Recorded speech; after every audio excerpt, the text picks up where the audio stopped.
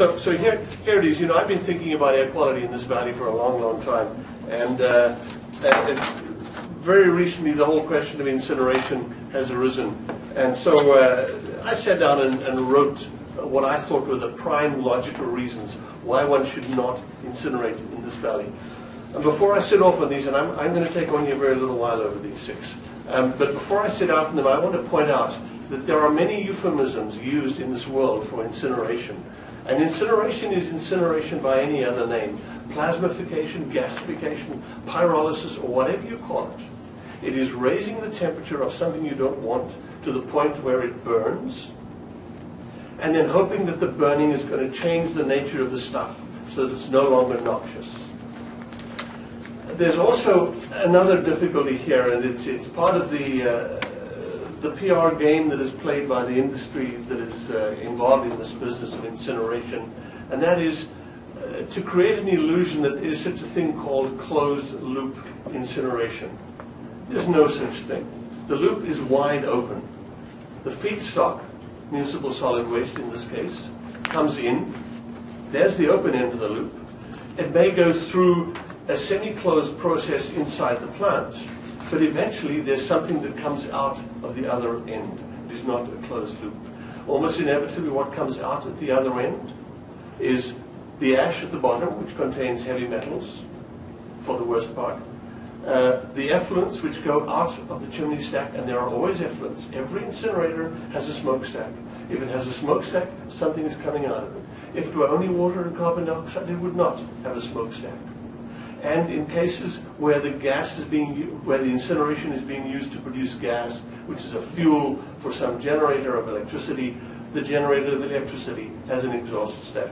So please don't be deluded by the industry story that there is a closed loop process. So here are my 6 reasons. And the first one, I think, is a really important psychological and ethical one. Over the past 2 decades, the citizens in this valley have achieved a 35% reduction in the emissions of substances which lead to air pollution. Now, those reductions were achieved under the leadership and guidance of air quality management plans of Metro Vancouver and the Fraser Valley Regional District. But make no error, you were the people who provided the legal impetus and the structure and the guidance for the reductions. The people who changed their lives are the citizens. You, of course, included as citizens. People live differently, they shop differently, they travel differently. There's no other way you can achieve 35% reduction of emissions. So I maintain, therefore, that for the regulatory agency to contemplate an increase in any of the categories of emission is, in fact, counter to the wishes of their citizens and should not be done. Second one, the Lower Fraser Valley, as you all know, is subject to degraded air quality. Not because of its particularly high emissions, but primarily because of a combination of meteorology and topography. This airshed is not conducive to the dilution of pollutants. It's a poor place to emit any air pollutants, and we should be actively working to reduce emissions of all pollutants.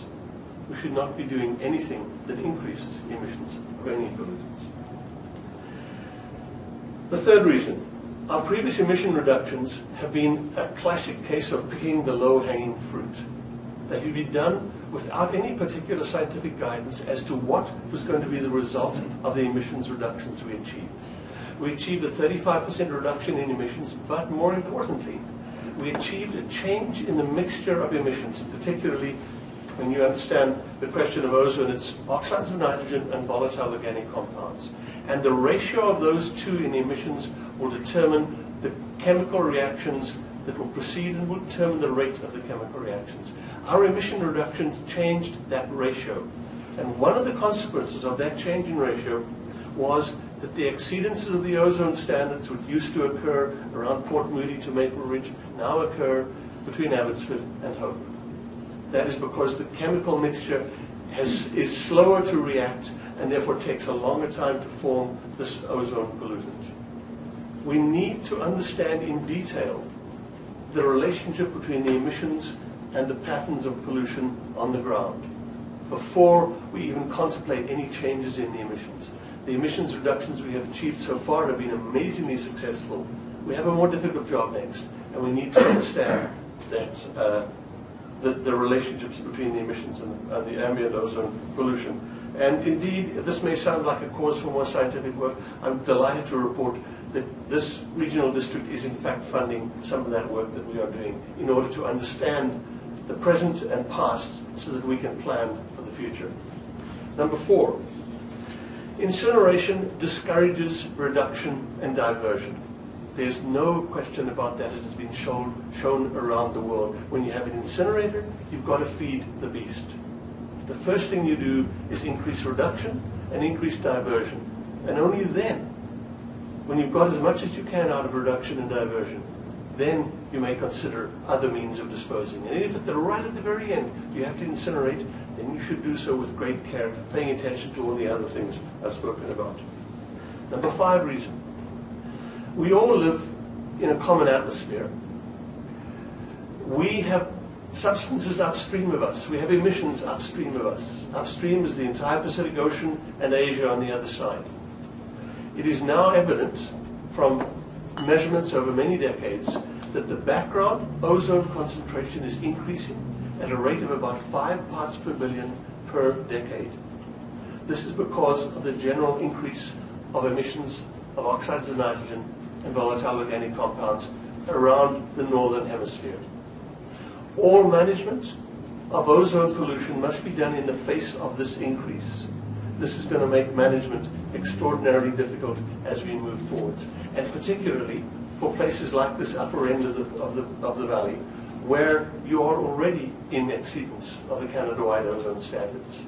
We should be extraordinarily careful, therefore, about emissions that we emit in this valley that will increase our ozone, but particularly we should also be aware of our hemispheric responsibility to work towards decreasing the emissions which cause this increase in ozone. And then finally, incineration must be accepted as a dangerous thing with many hidden costs. We incinerate only as a last resort if there's a good strategic reason to do so. And if there is a good strategic reason to do so, then we would be foolish not to derive all the energy we can from the incineration. But you do not use waste to energy as an argument for incineration. That is cart before horse.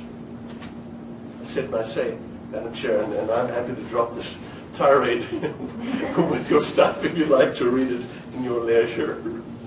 Thank you, Professor Steyn. That's very helpful. Professor McHenry, did you want to make